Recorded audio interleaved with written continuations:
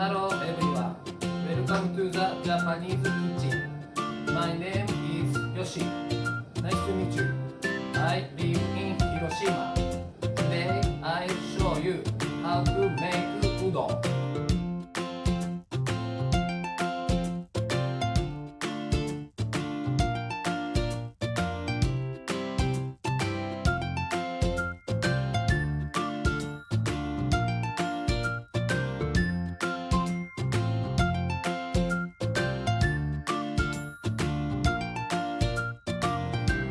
Okay, let's get started.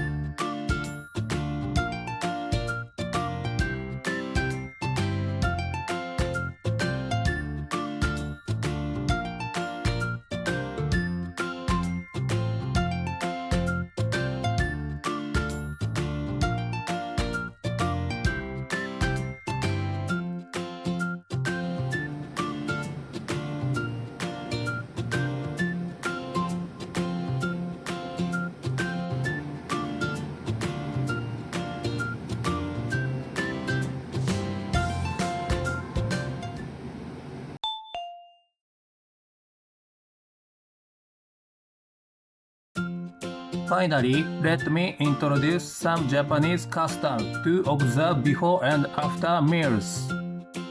First, put your hands together, bow slightly, and say itadakimasu. Thank you for the meal. Japanese say itadakimasu.